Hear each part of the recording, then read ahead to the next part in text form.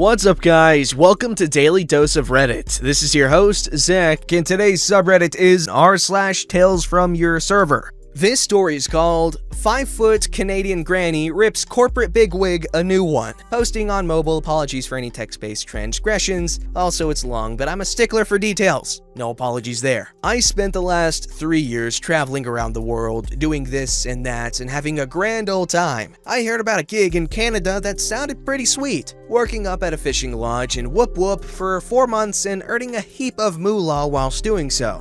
It was a mix of housekeeping and serving, neither of which I'd done before, but picked up easily. Also, huge shout out to servers. You guys and gals copped so much crap for so little pay. It was only after working that job that I realized how bloody amazing you all are. Pat, pat, pat. Anywho, the novelty of it all at the start made me look past a lot of schlongish behavior. But towards the end of the season, everyone is fried and your patience wears thin. For the most part, the guests were fine. The old-timers who saved all their money and came up on their yearly fishing trips with their best mates or misses were my favorites. Great to talk to when things slowed down and were so rapt to be up there, no staff could do any wrong. And without fail, they loved my Aussie accent and wanted to know everything about me. Tiring, but adorable. Then there were the corporate guests. Some were nice, but most were entitled douche canoes with too much money and not enough common sense. Any issue we had around the lodge could generally be traced back to these guys, but we couldn't do much about it because they were so good for business. So for the most part, you'd give them a wide berth and be courteous, as opposed to openly friendly and chatty. When guests paid for their 4-day trip,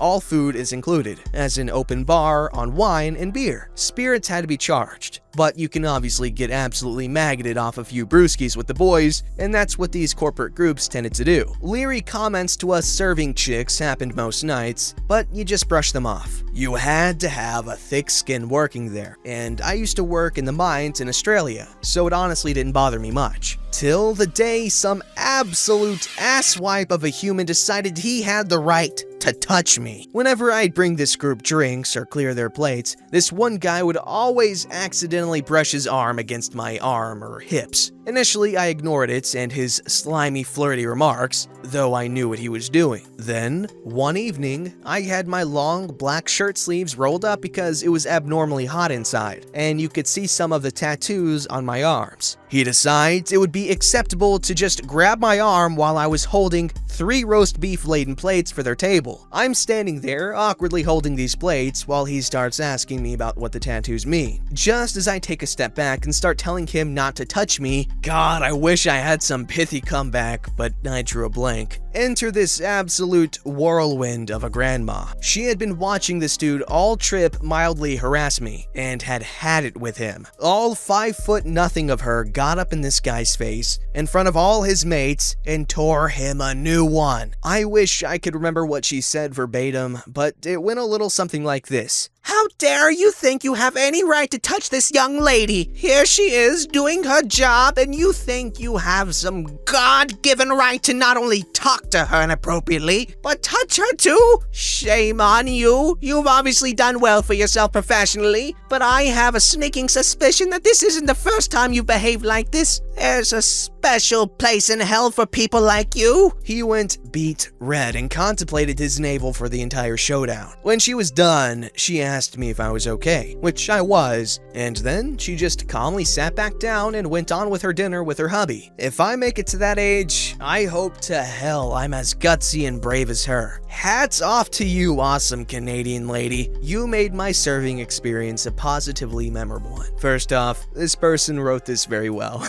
I love it when elderly folks stick up for the young'uns. But that's actually a huge problem with waitresses, getting touched a lot. For instance, I had someone tell me a story of when she was 15. Actually, this whole thing is kind of inappropriate. Like, her whole working experience was really gross because of the the guys that worked there. But she was only 15, okay, and she worked at this very fancy restaurant on this golf course, so obviously the clientele is going to be wealthier old white men, okay? And so yeah, she was only 15, and the manager made her wear these really skimpy dresses and made her be the hostess. And obviously there are a lot of pervs that do not care about your age. But that's not what I was necessarily going to talk about, even though there's plenty that could be talked about. But no, she had a coworker, and she was in her mid to late 20s, I believe, and she had worked there for a while. And because she was attractive, and because she wore short shorts a lot, she attracted a lot of attention from, the clientele there. And like I said, they were rich old white men, and I don't think you need me to explain to you the very prevalent associations that one may have with wealthy old white men, such as perversion. Okay, these guys were big old pervs, and they constantly slapped her butt, grabbed her, whatever. And you know what? She allowed it because they always tipped her well. I'm unsure of how I feel about that because obviously it's disgusting behavior, but I don't know. What do you guys think? This story's called, "Sorry, sir, I didn't quite get it." No, we don't have that sauce.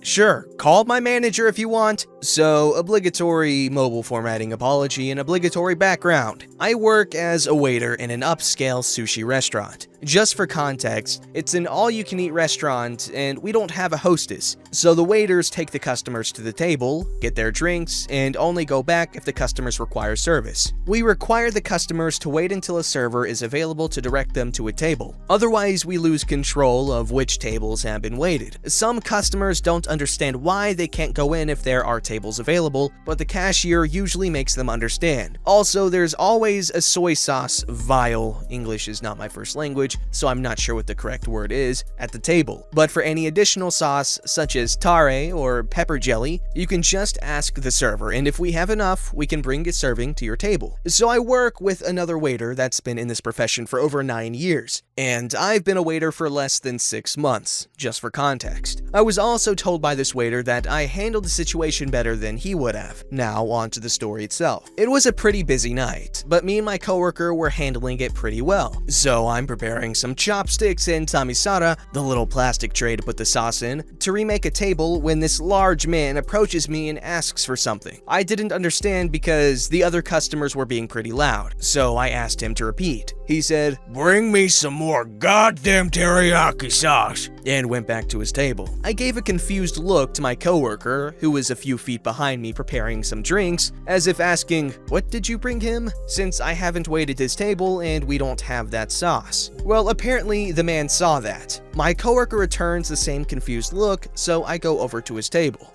I'm sorry, sir, did you say you wanted some teriyaki sauce? We don't have that sauce here. Did you mean tare sauce? Listen, kid, I asked for some teriyaki sauce before, and your much more competent coworker brought me some. It was probably tare. I'm 100% sure that we don't have teriyaki sauce here. Would you like some tare sauce? No, I would like some teriyaki, just like the one I got before. Was the sauce you got, sir, sweet? Kinda sticky? Yes. Then it was the tare sauce. I'll get you some more. Then I went and got the guy some more tare. My coworker heard the whole thing and said he would have just said that we didn't have any more. The sauce is made at the restaurant, so this was pretty common. I just shrugged it off. When I went back to the table, the guy had his arms crossed and was fuming. "Here's your sauce, sir." Was that so hard? "Once I was sure what kind of sauce you wanted, sir." "No." Kinda snarky answer, I know. Listen, kid, I don't like your attitude. I saw the face you made when I asked you for sauce before. Do you have a problem with me? If you do, we can call your manager and solve that right now, because I'm not having such a nice restaurant being ruined by morons like you. Me, obviously confused, had forgotten about the face I made to my coworker. "I'm sorry if I did something to offend you, sir." And then I just walked away. The thing is, my manager was behind him, as his table is directly in front of the reception desk. She was there talking to the cashier and came to see the commotion, but without making herself visible to the man. So later that night, I was finishing a table when I saw the manager waving at me from the desk. The customer was there as well. I was kinda nervous, as I've never messed up before and didn't know how my manager would act. I got there and the manager asked the customer, "Was this him?" Customer, head hanging down. Yes. "So?" Customer turns to me. Sorry for being rude with you before. You were trying to help me and I didn't care and didn't try to understand your side. I was dumbstruck. Thankfully, my manager stepped in before I had to say something and said to the man, "Now that that's settled, you can leave. And please just come back when you've learned the name of all the sauces and know how to treat the staff." Apparently, he was rude to the cashier as well about not being able to go to an empty table without a waiter. The man got out. My manager said, "Next time, call me sooner," and just gave me a wink as she went back to doing manager stuff. That's beautiful. I love managers that are kind of like work parents, sorta. I feel like that management style is effective, like you care about your staff, and you scold them when they do something wrong, and you protect them from unruly customers, and I don't know, it's just a charming management style that we need more of, and it's always wonderful to hear about.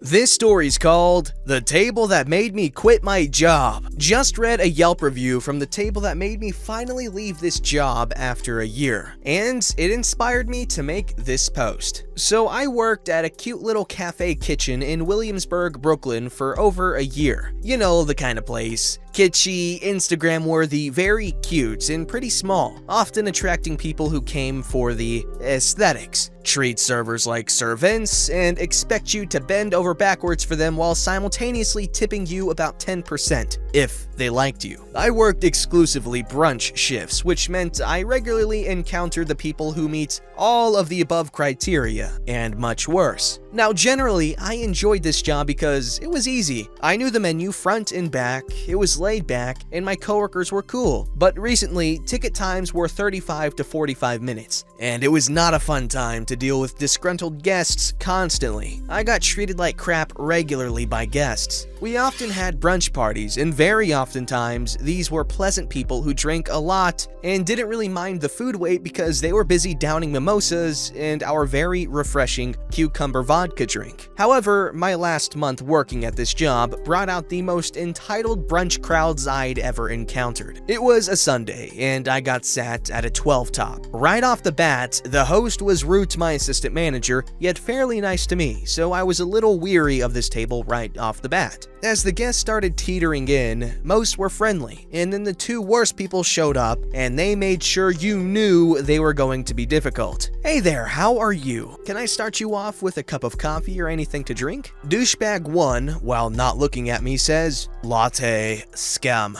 "So we don't have skim milk, but we do have whole, almond, or oat." Cue eye roll. Whatever. Now, usually, people who want non-dairy milk will use their words and tell me almond or oat. Otherwise, I assume whole milk when people do not specify. I bring the latte to him. They take a sip. "At what point did I say I wanted whole milk?" At this point, he's finally making eye contact and glaring at me as if I ate the thumb of his newborn baby. "Well, you didn't specify, and I have to take that to assume whole milk."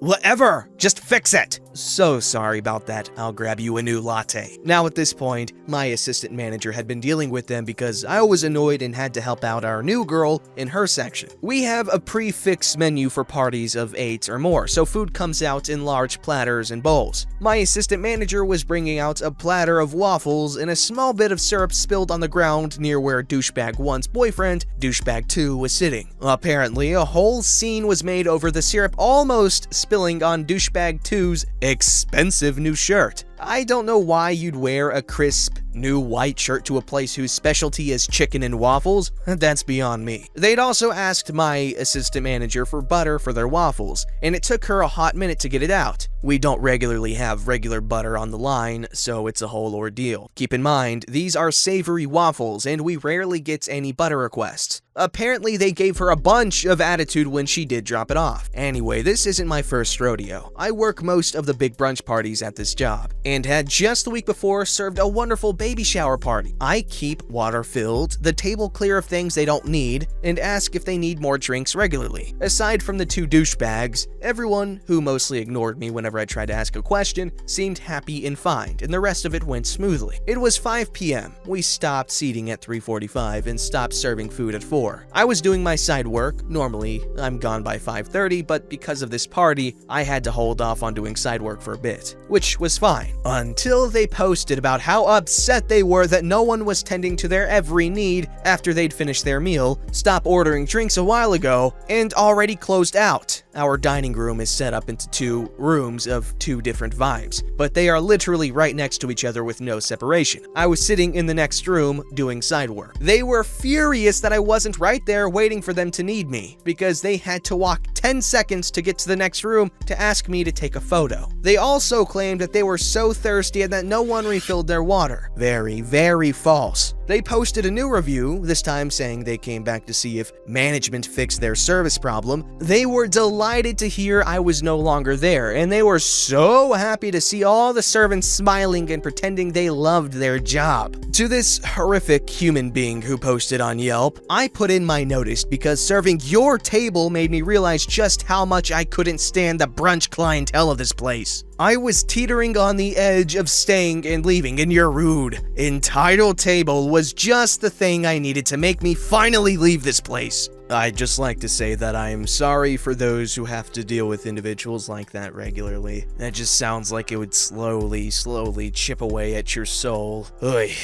This story's called Sir, Theyre Cats. First time poster here on mobile, yada yada yada yada. I am not a server, but saw this happen last night. Hopefully it's okay to post here. So last night, my wife and I went to a cat cafe for the first time, where they serve coffee and pastries at a bar and have a room full of cats to hang out with and play with. All of the cats were also available for adoption. These kinds of places have been around for a while, and I love the idea. As we were ordering and waiting for our turn in the cat room, this guy comes out and approaches the counter pretty irritated. He proceeds to interrupt us, walk around behind the counter, and starts benching at the poor barista. I didn't catch everything he said, but he had some issue with the cats not behaving how he wanted them to. Maybe they weren't giving him enough attention. If he was as unpleasant out there as he was in here, it's no wonder. Despite this guy interrupting and invading her counter, the barista gave him the standard perfunctory apology and patiently explained, "Sir, they are cats. They have a mind of their own and won't always do exactly what you want them to do." He launched into, I paid dollars for this, and this is just ridiculous. Barista repeats, "Well, they're cats. I'm sorry you didn't enjoy your time here tonight, but they're cats, and there's nothing I can do." This went in circles for a minute until the guy seemed to finally realize how absurd he was being and stormed out. So the barista and I just shared a